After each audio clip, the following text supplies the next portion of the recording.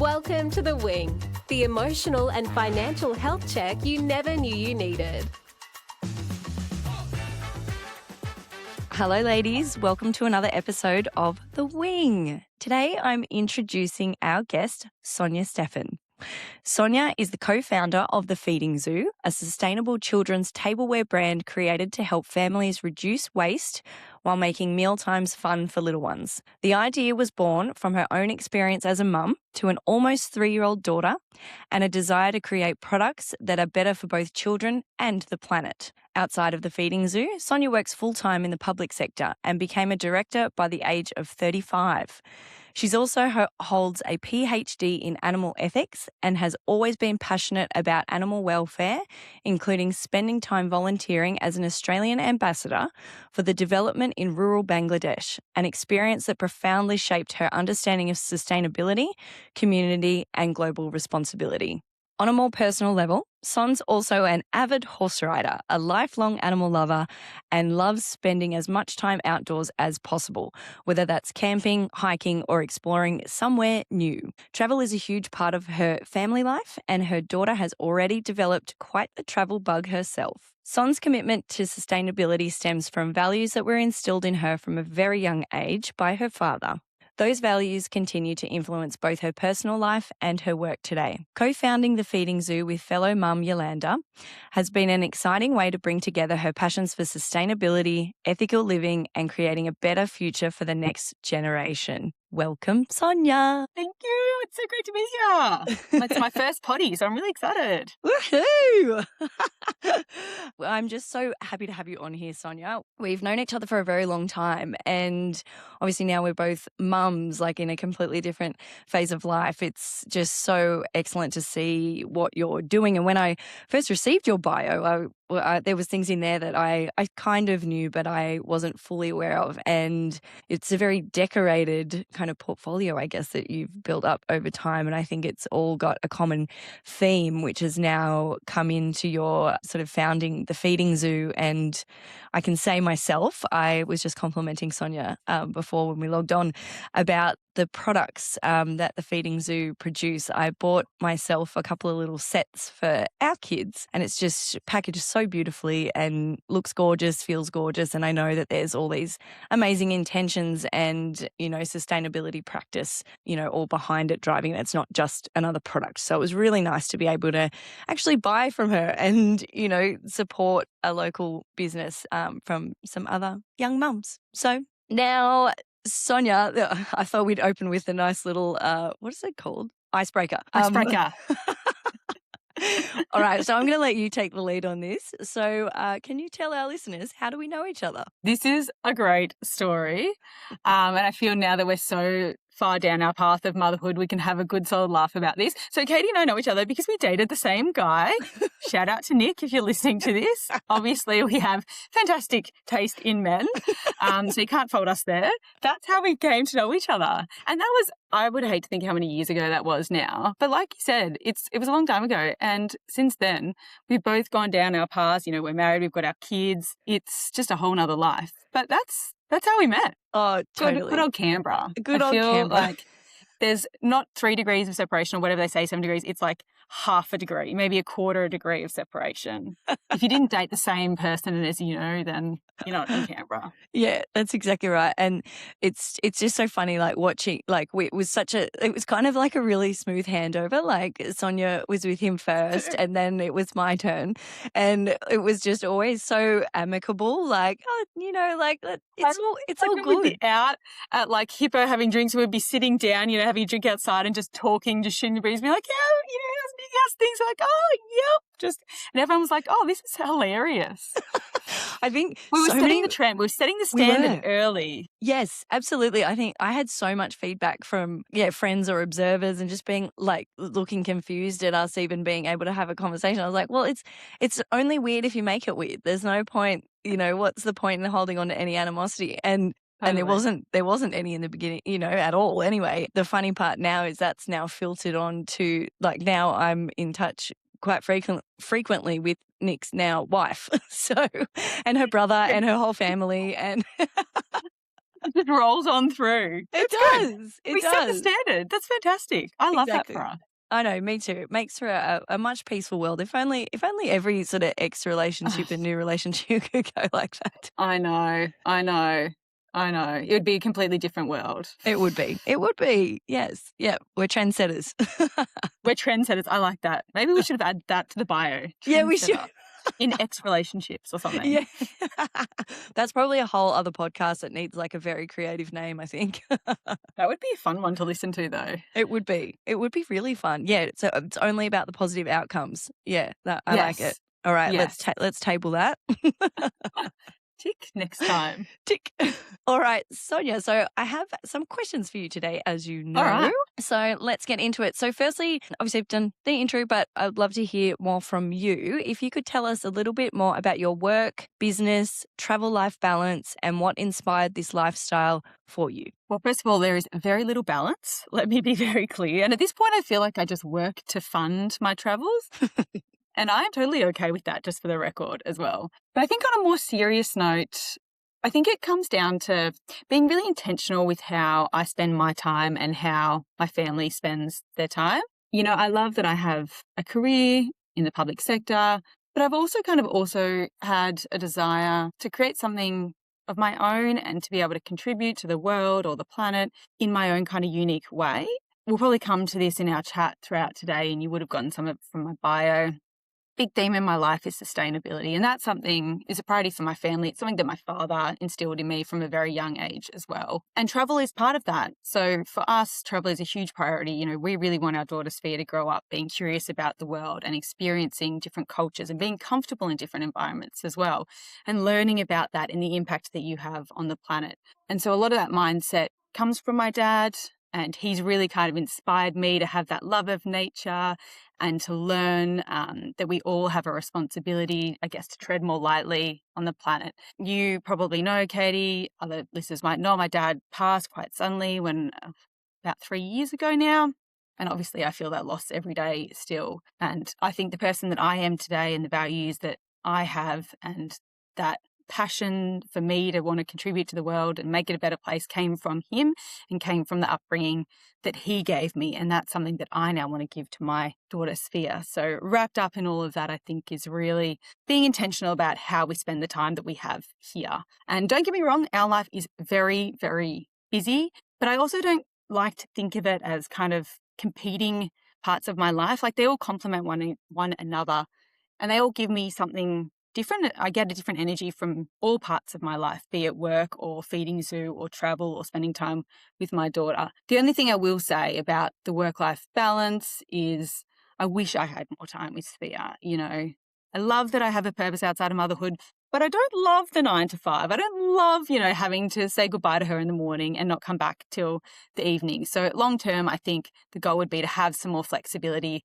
around work and the time I spend working, and also giving me more time to do the things that I love, which includes obviously spending time with Sophia. So hopefully feeding Sue gives me some of that flexibility down the track. But at the moment, that's the phase of life we're in. It's really about being intentional, I think, about how we choose to spend our time and the things we choose to do with it. Beautiful. I think a lot of mums will be able to relate to that, particularly with the push-pull when it comes to work and having purpose and interests outside of motherhood. It's such a balance, isn't it's it? Such a juggle. It's really hard to, well, firstly, manage your headspace across two different things that complement one another, but can also take away from each other as well in different ways. Absolutely. Like dropping a kid off, as you probably know, to daycare, screaming in your face and just, distraught, and having to, leave that and then 20 minutes, log into a meeting at work and, be like, hi, everyone, welcome. It's just insane. Like, women are superheroes. I've said it so many times and I will continue to say it, like, women are superheroes. Yeah, I completely agree. That's it. That mindset shift, like how many people are going through that, daily, and being able to kind of identify that you're not alone. That's something that is happening in so many households. But and like you said as well, like balance, and sometimes it's hard to even know what that is. Like, what is it and how do I achieve that? And then, you're obviously seeking to do things to, like you said, fund the ability to travel and have those experiences, with your daughter. So it's, and your families, that push-pull. I think from my perspective, and I've followed Sonja on social media for a long time, and she's very aspirational. So I look at Sonja and I'm like, oh my God, how is she doing this? It's so cool. Instagram is a highlights reel. It's a highlights reel. Maybe I'll start posting all the behind the scenes, which is far less glamorous. I actually have to say, I posted a behind the scenes the other day about how we tried to take our 3 kids for a walk. So many parents replied to me and they were like, it's always a great idea on paper, or like just so much commentary and some really funny stories about their experiences on taking kids for a walk. Like, seems like a great idea, but it was the worst idea that we'd had. It's so true. I love those reels when you see it's like, someone walking on a treadmill and they're holding a little bike, like just practicing, just training for my, daily walk to the park with the kid, because, the kid wants to leave the house and ride the bike, and then you get 50 meters down the road and they're like, oh, mummy carry. You're like, oh my God, come on. So I totally get that. I actually love that. I actually love that content too, on social media. I feel like maybe we need to start another big movement. Maybe we do the behind the scenes of motherhood. It's much more enjoyable to watch. Yeah.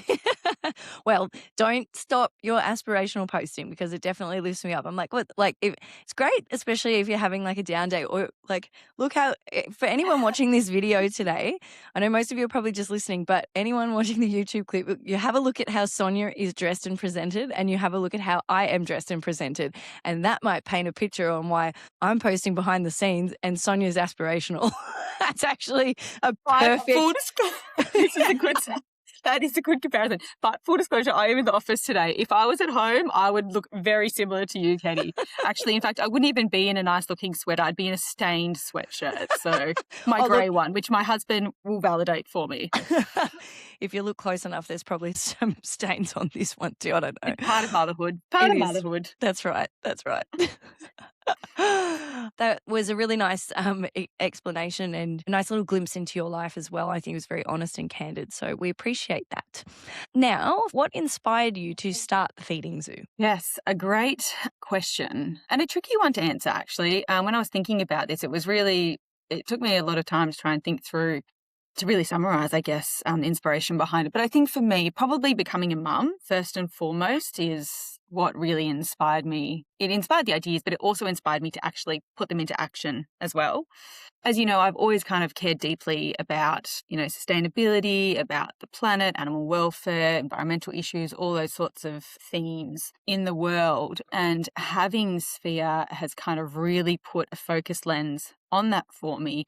And it's made me really think about the kind of world that we're creating for the next generation, and what world she's going to grow up in. And at the same time, I was kind of seeing, being a new mum myself, I was kind of seeing firsthand just how many children's products exist, but that are designed to be so disposable or quickly outgrown. Like, obviously, basic economics, you want things to last as little as possible so that people are forced to rebuy them and spend money and so forth. That didn't really sit right with me. And so in these kind of conversations in the early days with Yolanda, who is, as you said, my co-founder, also a mum, we kind of realized that we had this shared passion that we wanted to create something different. We wanted to make products that families would genuinely enjoy using, but that were also good for the planet. So, reducing waste or low tox and encouraging those more sustainable decisions and choices for families. And what we actually found in our conversations, and this will probably resonate with a lot of people, I feel like families are forced to choose between products that are either safe and low tox or products that look aesthetically pleasing and kind of fit seamlessly into the home. And what we wanted to do was to prove that didn't have to be a trade-off. Like, you can have both. And so our goal when we started this was to create children's products, mostly tableware, but we also, do a range of compostable splat and placemats. We wanted to make things that were kind of thoughtfully designed and that they were genuinely low tox, they were genuinely durable and environmentally conscious as well, while also looking great. Like, we wanted parents to look at them and say, these are beautiful, these look awesome. Like, I want to put these on my table. Because when you think about it, we're all parents, and I'm sure I'm not the only one in this. Like, toys have overridden my house. You walk into my house looks like a kid lives here. And why does it have to extend to the table as well? Like, why can't we have nice things that are also practical and designed for little kids? And that's what we wanted to do. But on a more personal level, I think Feeding Zoo itself for me really brings together so many of those things that I've spoken about, that I'm passionate about. Raising environmentally conscious children, making sustainability more accessible to families, and creating products that are better choices for families and kids, I think, is primarily what has inspired me and Yolanda too, to bring the Feeding Zoo to life. Well, I think you've done exactly that. And I can say that because, like I said, I have some of the products, and being able to sit on my house sounds like your house. It looks like a play center sometimes. It does. It looks like Sphere's daycare most days. It's crazy. How I does know. a little human need so many things? I know, and I feel like I'm constantly reorganizing the playroom to make it look somewhat aesthetically pleasing, and then I've got random bits and pieces particularly to do with the food stuffs.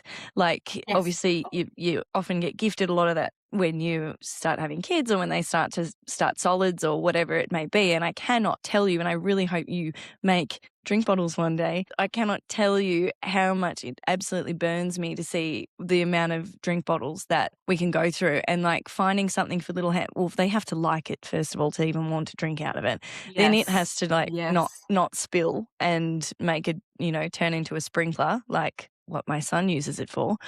And I give him a hard time on here. I shouldn't. He's adorable, but he's just a typical little boy. But being able to, pull out something really nice, and I think, just have that as part of the aesthetic, and be like, okay, we haven't totally lost everything. I might have lost my dining table chairs to yogurt. I might have lost my space to toy bikes. But if I don't have to lose my nice table situation, then that's one less thing. It's one win.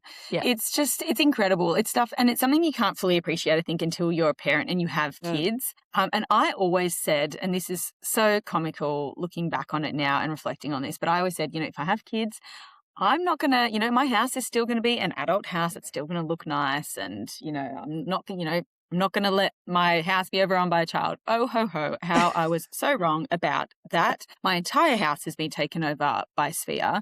But it's so true. It kind of created even more of an incentive for me. I was like, I don't want another pastel-coloured silicone plate on my dining table. Like, why can't we have nice-looking things that are also still practical? And it's so funny, the amount of DMs that we get from people saying, oh, can you please make these in adult sizes too, is hilarious. So clearly there's a market there. I'm not the only parent that wants something that looks nice. There must be a huge group of people out there that also feel like that way as well. Oh, absolutely. Reassuring. Yeah, definitely. And the options in Baby Bunting and Kmart, wherever else, are, limited. So for a number of reasons. But I love your thinking. I love the lens that you've built the company through. And I know that there's 100% a market for this. We should be allowed to have nice things. We should have nice things. I'm sure there is a market, and it's very early days, but the little community that we're growing on social media is so engaged. They're so lovely. Clearly there are, a cohort of people like us that feel the same, and it's so lovely to see that as well. Yeah. And that's probably one of the great things I've loved about this as well, is not only is it kind of a creative outlet, but the people that I've met through this, like just the random DMs that I get and the chats that I have with people. I love it. It's fantastic. People are so lovely. It's great. It really feeds the energy. Well, that's it. And I think you've created something beautiful. So that's what you're putting out. So that's what you're going to be attracting back in. I think that all completely speaks for itself. I think that's, I'm glad. And it really is a community. So if anybody hasn't, and by the end of this podcast, I hope you all do sign up to Sonja and Yolanda's newsletter, because it's just very cute, and their social media. So don't worry, I will tag everything so you know where to find them. But it's more than just the products. It's building that community too. So I think it's lovely. Sonja, in your opinion, I'm curious to know your answer to this actually.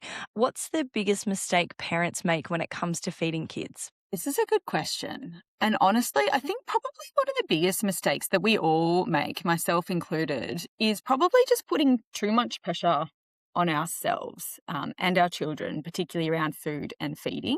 And I think we can become very focused on whether, they ate enough vegetables today, or whether they finished their dinner, and, how many, did they get their protein and their iron intake today? When really I think feeding is a long-term journey. And I think what matters most is probably creating really positive experiences around food and exposing your children to a variety of different foods over time and letting them and helping them develop that healthy relationship with eating. And so obviously as a mum of a toddler, Sophia's nearly 3, I obviously know that not every meal goes to plan. And I think that's completely normal. And we need to remind ourselves that that's completely normal. Sometimes consistency and patience and making meal times as fun and enjoyable as possible is important. And it's going to get you so much farther than, if you're just focusing on what they've eaten in a specific day. And I think that's something that probably would be very common amongst most parents. I think we're all probably a little bit guilty of that. Take the pressure off yourselves. You're here for the long haul. It doesn't end in a meal. It doesn't end in a week. It doesn't end in a month. Like your kid learning and developing that relationship with food is going to happen over a very long time. Yeah, great advice. I was having a conversation with a friend recently, and I've had this conversation a few times with a number of friends, just panicking about starting to introduce solids. And it's only since baby number 3 that I've said, well, they're going to eat solids for the rest of their life. So if you are not comfortable doing that, that's when mistakes will happen. That's when they're going to choke for the first time. That's when they're going to have an allergic reaction to something. And if you're not confident in bringing that into the household just yet for your baby or your little one, don't push it. Obviously, there are certain timeframes and things that we need to do in the transition, as they grow older. But I think that's a really nice way to put it. Take that pressure off. It's a long-term journey. They're going to go through different phases where one day they like the pasta and the next day they're throwing it on the floor. And it's not something that we can control or necessarily need to be disappointed about, because it's like, okay, well, we'll clean that up and we'll try something different tomorrow. I love that. Go at your own pace. Like, that's such a good point, Katie, about, if you don't feel comfortable doing whatever it is, introducing a particular food or trying a particular texture, don't do it. Wait till you feel comfortable. Wait till, you kind of feel like, your kid's interested. The only pressure is, the kind of pressure that society puts on you. Like you say, kids are going to be eating solids their whole life. Have you ever met an adult that can't eat a texture? No. Like, of course your kid's going to learn to eat everything at some point. Don't stress about it. There is no rush. Like, I think that's fantastic advice. Go at your own pace. Everything will happen. Yeah, absolutely. I feel like there's a lot to unpack in that one. And actually, when I was thinking through that one, this is the one I'll probably have the most to say about because of my experiences. Well, the whole topic of feeding and food has become quite stressful for parents and for mothers for quite a few different reasons. I think firstly, there's an enormous amount of pressure that's put on mothers. Right from the moment your baby is born, I think it can feel like you're judged on everything, right? Like, and feeding is no exception. Am I doing it right? Am I doing it enough? Am I offering and feeding the right foods? Why is my child smaller than that child? There's this kind of constant sense that you're being measured against an impossible standard. And I think that is incredibly unhelpful. Secondly, I think we're also living in an age of just information overload. Everyone has an opinion, everyone has advice, and everyone seems to be an expert on something. And that's all well and fine. But as a new mum, I think, especially in those kind of early postpartum months when you're already incredibly vulnerable, trying to navigate all of that noise can be really overwhelming and add to the stress. But on a more personal level, and starting solids and food has been something that I have struggled with myself as a mum. My daughter, Sophia, has always been very, very small. She's always been in the 5th percentile, sometimes less than the 5th percentile. And she's healthy and she's thriving, like she's completely fine. But that, used to create a lot of anxiety for me when she was growing up. I'd kind of find myself constantly questioning, am I feeding her enough? Am I offering the right foods? Am I doing something wrong? Is my milk not enough for her? And I think there's often a lot of guilt that's kind of wrapped up in feeding, even when it shouldn't be. Like, she's just a small person. Mum and dad are both really small. Like, she's always going to be small. But that's just not the kind of rational thinking that I had in those early years. And then I think the really big one for me, and one of the big stresses for family, and you kind of touched on this before, Katie, is food allergies, which have become a huge part of many families' lives lately. And this is something that our parents' generation didn't have to deal with. And I'm sure your parents, Katie, much like mine, when you started your solids journey, your parents probably made comments like, why are you introducing individual allergens? Why are you doing this? We never did that when you were growing up. So unhelpful. But the reality is that they didn't have to navigate, food allergies in the way that we do today. And here in Melbourne, we are actually in one of the food allergy capitals of the world. I think the other one is London. Don't quote me on that. But the rates of food allergies here have increased so dramatically over the past few decades. It's insane if you look at the graph. And so introducing kids and babies to those top 9 allergens is something I think that a lot of parents approach with a level of anxiety. And I know I did. And I can say now that was probably the hardest part for me of being a mother and motherhood. I didn't enjoy it at all. And it's probably the reason I don't want more kids, if I'm being completely honest. Like, I found it really stressful. And part of that is because Sophia does have severe and life-threatening allergies. So she is anaphylactic to eggs and cashews and pistachio nuts. I still remember the stress of sitting down and introducing her to solids and, trying one new food at a time and sitting there then for, 30 minutes watching her, waiting to see if she had a reaction or something happened. And it's really exhausting and it's frightening as well. And so I think, especially for families that have experienced a food allergy or anaphylaxis, once you've experienced that, once you've been told by a doctor that your child would be dead if you had given her a cashew nut at home rather than picking that allergy up through testing, it is terrifying.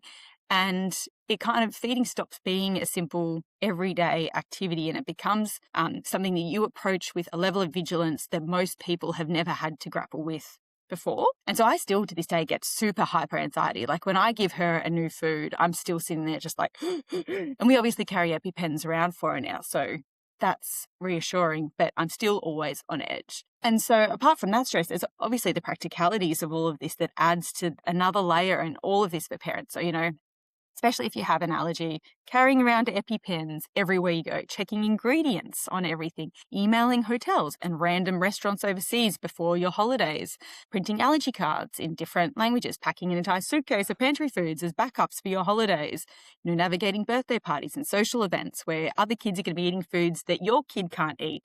It's a constant mental load. And I think, when people talk about why is feeding such a stressful topic for families, I think it's probably that combination of, pressure and information overload, comparison, and then for many families, that reality of health concerns like food allergies.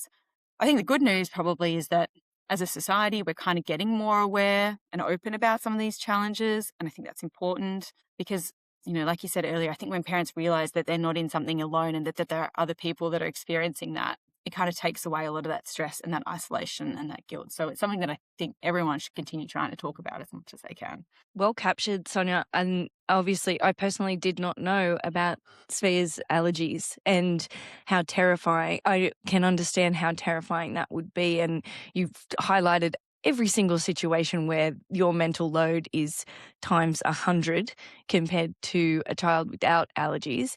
I had a conversation with another mum friend not long ago. Her daughter is anaphylactic to dairy. Like, I think the measurement was like, up to 10 is like highly allergic, and her results were like over 100 or something crazy. And she's now started school. Scary. It's so scary. And they've had sounds like this similar to you. They've had situations where comes a time when you learn that they're anaphylactic. So there's that in an experience and the trauma that comes with that as it is. And she gave an example where it was like, get something from the canteen. I'm not up to school yet with kids, so don't quote me on this either. But it was something like the kids can take their pocket money and buy something at the canteen that day. So this mum had organised for her own snack to be put behind the canteen, and that would be the snack that her daughter could go and purchase from the canteen.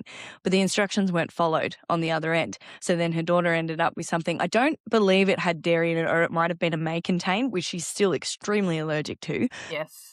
My friend was just absolutely beside herself. She was obviously riddled with anxiety about it in the lead up to. She'd worked overtime to go and help mediate a situation that could have panned out badly, and then still was let down by that. And, why is this such a stressful topic? Because these allergies and the seriousness of this exist in a lot of families. And I think you're right in terms of, like, we have a better understanding of it now, and people seem to be a lot more respectful of it. I think there was definitely that generational gap where it's like, well, don't worry, just give it to them anyway. Oh, they'll be right. Like, oh, we never did that. Absolutely. And it's just throwaway comments that can actually be really damaging personally because you have to listen to it and then you second guess yourself. But then at the same time, our role is to be the protectors of our kids. And if we deem something not to be safe, then yes, there's going to be a limit of there's going to be stress associated with that.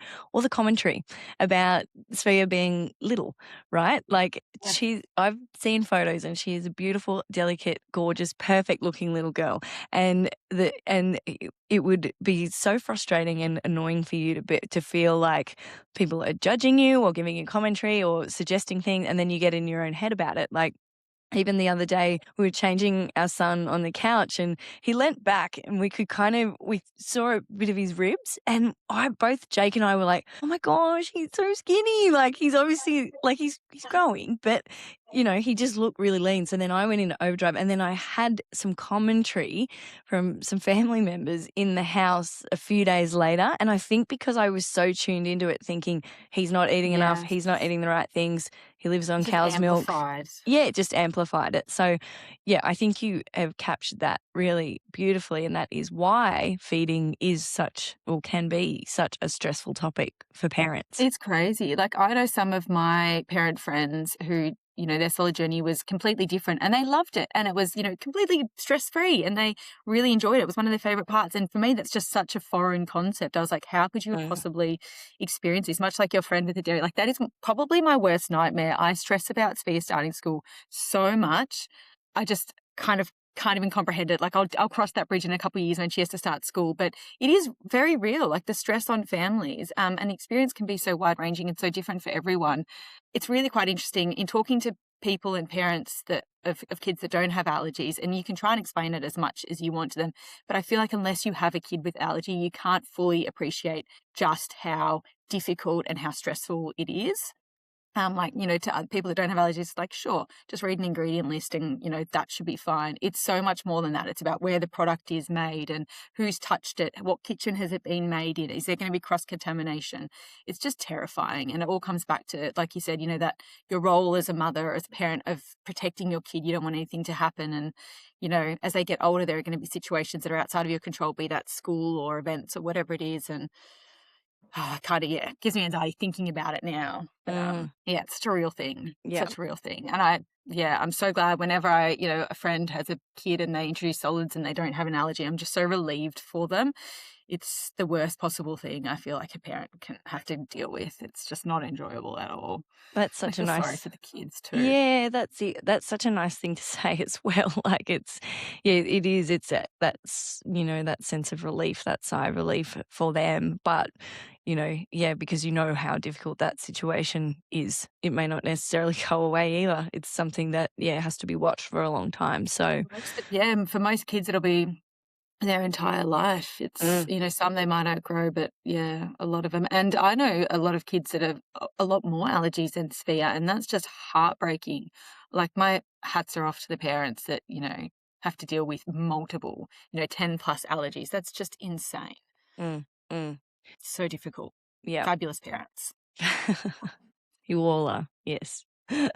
Thank you for sharing that, Sonja. That was personal, but very, like I said, very well wrapped. I think that's going to resonate with a lot of our listeners for sure. Sonja, what's one feeding myth that you would love to bust? Oh, okay. This is probably a little bit self-serving given the feeding zoo, but it's the idea that kids and young kids and babies can't use cutlery. They absolutely can. There's this big idea that cutlery is only for big kids. But I think we actually underestimate just how capable little kids and bubbies are. Like, toddlers in particular love copying, as you will know, Katie, love copying parents, love copying adults. And I think many kids are ready to kind of start exploring with spoons and with forks much earlier than people realise. Is it going to be messy? Yeah, it's going to be messy, but that's how learning happens, right? Like, you know, the goal isn't to, you know, for them to pick up a fork or a spoon immediately and use it perfectly. You know, it's giving them the opportunity to practice and to experiment with different grips and those fine motor skills as well. And it's really important for kids' development and for coordination, I think. And it also gives them a sense of independence and achievement. And I know that some people might, you know, have a little laugh at that because, you know, can babies feel independence and achievement? Of course they can. Like, it's great for their development. And as a mum, you know, I gave Sophia cutlery quite early on. And I've seen what a huge impact that has had on her feeding journey. Like she can sit down now and, eat perfectly and it's such a simple thing, but it can have such a big impact on their development. So if it's one myth that I want to bust, it's this idea that cutlery is only for older kids. It is not. Get a set, get some for your little kid and just watch the magic happen. It's really fun. It's really sweet. I love that. And I Let think them surprise you. maybe a lot of parents say that because they don't want the mess. Like, oh, let's just not do that because it's going to be messy and it's just going to have to be one more thing to clean up. But They can make just as much mess with their hands. Probably more if you're doing these ones, smashing the hands into the yogurt. Yeah. Or do what my son did yesterday. He had a whole smoothie bottle and he laid down on the couch, popped the lid open and poured it all over himself. Yeah, that was lovely. No. Geez, parenthood teaches you a whole level of patience, doesn't it? That It you just didn't does. even think was possible. No, that's it. Or like things you just would never think that you had to police or that would ever happen. It's mess is good. Mess is good. I think that's right. Oh, the mess. Yeah, I found I pulled back the couch cushion the other day, looked for the remote, and I found like this squished up and like mandarin slice, and all the juice had just gone all through my white couch. And I was like, oh, good heavens. Oh my gosh. No. That is so funny. You have a white couch too. I think we're the only people with toddlers in Australia that have a white couch. Well, ours isn't really white anymore. But It's like beige. I'm just in the office and they're just saying they're going to do a fire drill. So if the alarm starts going off, I might have to stop for 1 minute. It only usually takes about 30 seconds or 1 minute. while Sonia's on mute, it's actually quite funny. She looks pretty terrified there in her office looking around like maybe the sprinklers are about to go on or something. Oh, yep, the alarm's going off. She's blocking her ears. I think it's over now. That was the quickest fire alarm ever. It was just a test, They just- obviously. they just There isn't a practiced fire there. Yeah, they just do, and it's just so loud and aggressive. I don't know why they need to do it so regularly. Anyway, one day there'll be a fire and I'll probably thank them for having a fully functional fire system, but not ideal in the middle of a potty. Sorry, everyone. So fine. It's all good. Yeah, I love it. You've got a pink drink. I think I have the same pink drink bottle. We both have white couches, and you explaining your snow outfits from 15 years ago sound exactly like mine. Fluoro pink, fluoro green. So Twins, we dated the same person. Like, I think maybe we're just twins. I think so. I think there's probably more in common than we realize. Not shocking. Oh, that's funny. All right, Sonia, what's the one thing every parent should know about raising healthy eaters? I kind of said this before, but I think it's really that knowledge that the feeding journey is a long game, right? Don't judge yourself on what your child ate today. Look at the patterns that you're building over several years, because consistency is obviously going to beat perfection anytime. We obviously put a lot of pressure on ourselves, and this is something we've talked about earlier today. There's a lot of pressure to get every meal right or every snack right. But healthy habits, healthy eating habits aren't built in a single meal. They're not built in a single day or even a week. They're built obviously over multiple years and months through exposure and positive experiences and trying to build that healthy relationship. And as a mum, that's something I've had to remind myself of quite a lot. Sophia's always been small. She's got food allergies. It's something that I'm constantly thinking about, constantly worrying about, is she eating enough? Am I feeding her the right foods? Is she going to have an iron deficiency? All those sorts of things. And of course, it does make you think, am I doing something wrong? Do I need to change something? But kind of over time, I've really realised and started to accept that one rejected vegetable, your pasta only phase, that doesn't really matter. One challenging week, it's not going to throw your whole trajectory out of whack. It's just part of the journey and you're really in it for the long haul. And I think what matters most is probably that you're creating that positive environment for your kid to try and be exposed to foods. Are your children seeing a lot of variety on their plates? Are meal times generally fun and enjoyable, and playful with your kids? Are they given opportunities to explore different things and build that confidence around eating? Those are the things I think that matter more than, whether they ate 3 bites of broccoli, on a random Tuesday night. So I think the goal is probably to raise children who are curious about food, not that are perfect eaters, that are curious about food, that are comfortable trying new things and that are capable of listening to their own bodies and what their bodies are telling them. And I think if we can do that, then we're probably setting our kids up for a really happy and healthy life and a relationship with food and eating. Yeah, again, Probably taking easier said than done. Well, yes. But again, it's that reminder of what you said earlier, like just taking that pressure off. And yeah, I like that. The pasta only phase doesn't last forever because I'm in the pasta only phase at the moment. Thea, I feel like, is always in the pasta only phase. Like different types of pasta. Yeah. Anyway, Yeah, no exactly. I can judgment. mix it up with different shapes. Bobos, spirals, mini balls. There's many. I've realised there are a lot of different types of pasta. That's probably exactly why.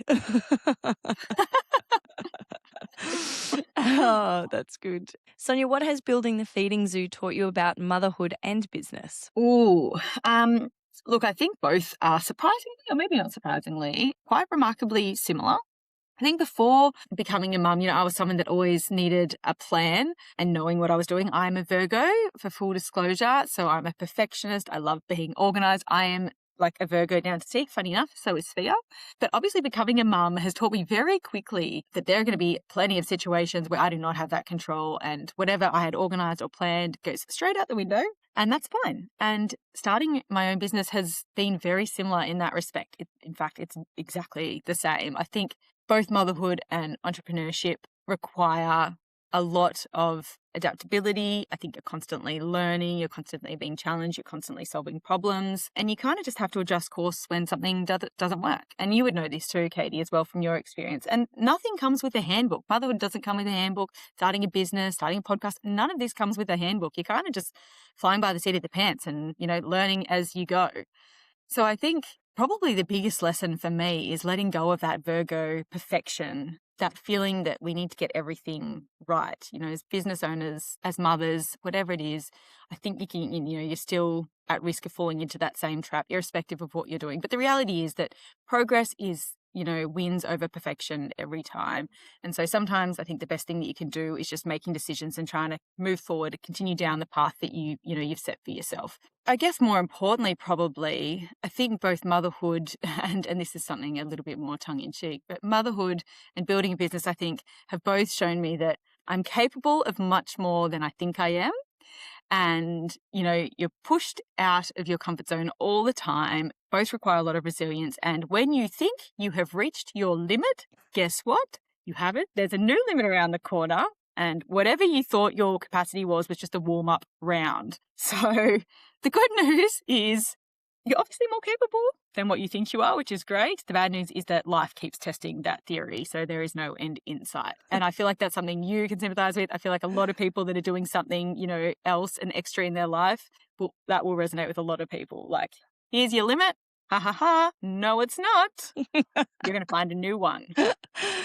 I could not agree with that more, and I could give you about 15 examples of how that has happened in the last 7 days, and I'm not going to do that because we'll be here for the next 7 days, but absolutely. It's like just when you think you got the handle on something and you're like, yes, this is working. I'm so great. I could have, I'm going to have 10 kids. This is so easy. And then the wheels fall off and you have to stop the car immediately and, get used to what your new limit is actually going to be. Meme. I should have dug out that meme. I'll try and find it for you later. There's that meme that's circulating, and it's like, as a mum, you think, what is it? It's like you've reached the end of the tether or something, and it's like, but then there's a new tether. What is it? It's like you've reached your furthest point, but there's a even further point.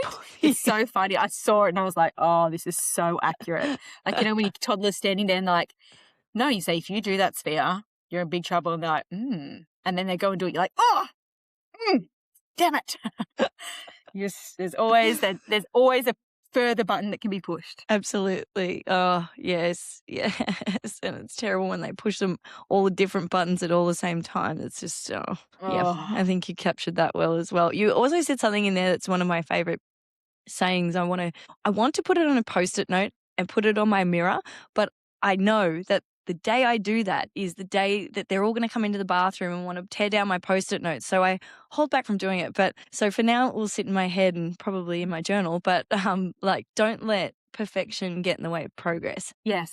You touched on that. Yes. I think that's a really valuable thing. And ultimately, when you have kids and you're going through different phases, you do have to let go of some things. You have to. Otherwise, you implode, and you can't change your star sign. So you can, manage the qualities that come with your star sign as best you can. I know. I'm a Virgo fly, so you're stuck. Yeah. But it's so true. Like, you're right. You have to let go of perfection. And I'm amazed it's taken me, I'm not going to say how many years because I don't want to reveal my age, but it's taken me many, many, many decades to learn that you have to let go of perfection, that you can't hold on to it and progress in life. Like, it's just impossible. And that's just part of it, which for a Virgo, and if there are any Virgos listening, I know that you will feel the same. Letting go of that is really hard.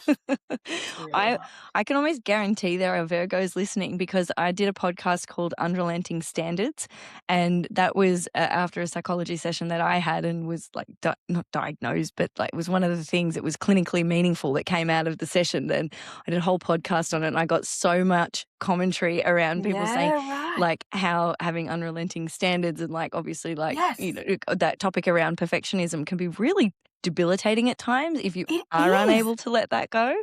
So it's a thing. It's such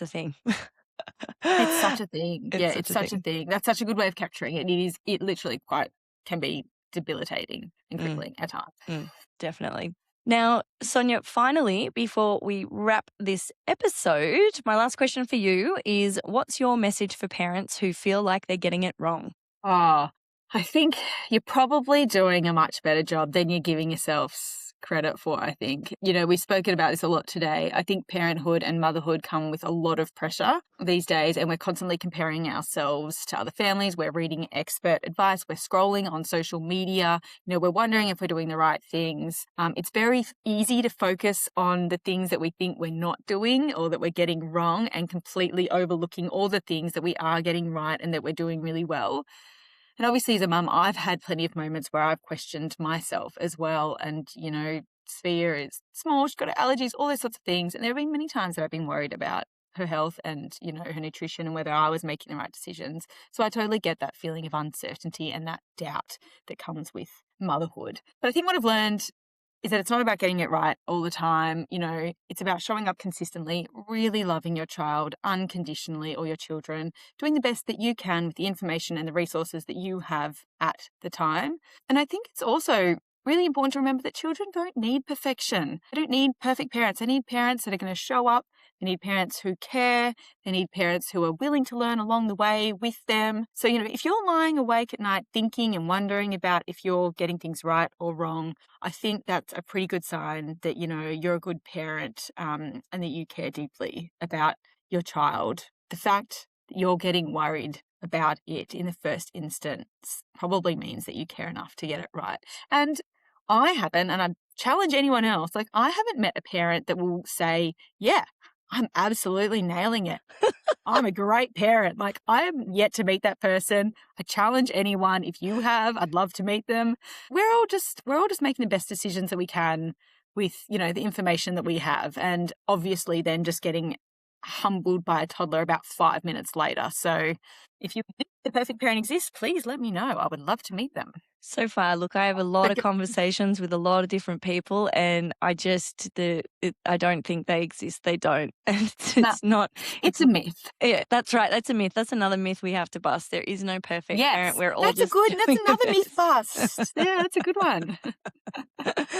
No, I love that. I think, consistency, right? Like, it's what they want. They want to see you in the morning. They want to see you at night. They want you around. They want you at all their things. Right. They want to be with you. They don't That's right. need, to have, They don't need everything in the world. Like, they need their parents. And Yeah. I feel like if your kid is happy and healthy and loved, then that's what matters. And it makes me so happy. I love going to the park and looking around at the random families that are in the park and how they interact with their kids and just how happy the kids are playing, at various ages with their parents. And I love watching my friends raise their kids in different ways. Like, I think the beauty of parenthood is that it's just such a unique journey for everyone. But fundamentally, if you get the fundamentals right, if you love your child, if they're happy, then, the rest is extra. Yeah. Oh, that's nice. The rest is extra. Although I will have to play this back to Sphere one day because she asked me last night, she is demanding that we buy her a small black pony with a pink saddle. So I need to remind her that actually what matters is just that your parents love you, Sphere. We're happy, we're healthy, and we love each other. You don't need a pony. And she will turn around and we'll compromise and I will buy her a pony, I'm sure. We'll compromise and we'll get the pony anyway. I might buy one for myself while we're at it. Yeah, why not, dude? See if you could get a 2-for-1 or something. 2-for-1 special. Oh, dear. Oh, I love... My husband will kill me when he hears this. Sorry, cow. Or that you'll say that just as long as you're loved and you're safe and you're warm, blah, blah, blah, blah, blah, and the rest is extra, and she'll turn around and she'll say, can I have that extra, please? Oh, kids. Kids. Love being a mother. Yes. Yeah. No, you did. That was such a valuable conversation, Sonja. I think there's so many valuable tidbits in that our listeners can take away and listen, not feel alone. My goal is always to help at least one person from every podcast, which I quantify by social media replies and feedback and things from people that I talk to or people that reach out or want to be on the podcast or, just are on the podcast. And so I think that we really appreciate you being so open to sharing your personal journey. And as I mentioned earlier, I'm going to make sure that Sonja and Yolanda's business, The Feeding Zoo, is tagged so you guys can all find them and get some nice, sustainable and aesthetically pleasing products for your kids. And anyone with a baby can trial them out with a little spoon. I did that actually with our baby, and it's amazing the natural kind of ability. Like I was feeding her mashed banana with the spoon, with your spoon, and then she was sort of reaching her hands out a bit, and I just handed her the spoon to go do something else, wash my hands or whatever it was, and she was just holding it and kind of guiding it towards her mouth like that was, and I was watching that, and sometimes. It's so interesting. And sometimes now, like even while I'm prepping her food, I might just hand her the spoon with nothing on it just to see, to honestly, just to kind of get her off my... have a look at it. Yeah. And get her off my back for 30 seconds while I go do something. Yeah, great. Anything that can distract them for more than 10 seconds is fantastic. Yeah, exactly. But you're so right. Like it's about the exposure, right? Like in the spoons and forks, for those of you that might not have seen, they kind of got like a hollow handle shape. So there's so many different grip options from, for babies and for older kids as well. But it kind of makes it quite interesting. And I do find it fascinating watching the kids pick it up in different ways. Like some of the kids will put their hand around the whole handle. Some will use like the internal grip. It's fascinating. But the earlier you expose them to them, the more exposure they'll get. And, it's great for their motor skills development as well. Yeah. It's good. Everyone should jump online and have a look. Yes, definitely. Big push from my end for you all listening to go and have a look at The Feeding Zoo. Thank you so much for having me. It's been fantastic. It's the first podcast I've done. I've really loved it. I love having a chat. It's great. Yeah, I think it's great to have a platform that can, bring people together, but also share and unpack some really important issues and ideas in life. So it's fantastic what you're doing. And thank you so much for having me and giving me the opportunity to talk a little bit more about, my life and my ambitions and my little family as well. It's been really nice. Absolute pleasure. You're a very easy guest to select. I'm just so glad you said yes. Obviously, we have an interesting story to just, on the way that we started it all. So I think that it's nice that we ended up on a podcast together. I know. I love it. And now next time I'm back in Canberra, I'll have to hit you up and we'll have to go for a horse ride. Yeah. Oh my gosh. Yes, please. We should do that. We should absolutely do that. I would love that. They're very accessible here, as you know. So yeah, absolutely. Yes. It might be the reason. Maybe I'll have to move back to Canberra for that reason alone. Yeah, I do have to say that is one of the greatest benefits of living here, that we do have close horse access and snowfields access too. So I mean, you used to live here, so you know all the features, but I don't need to sell it to you.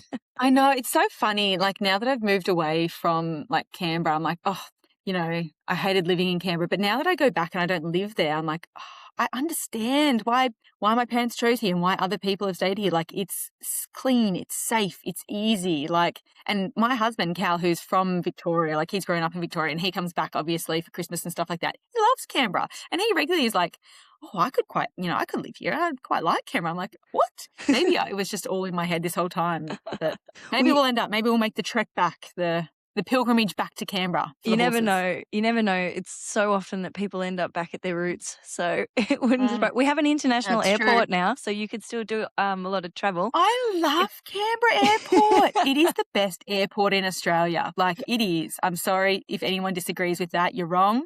It is so good. It's so good. It's good. Even if it's international.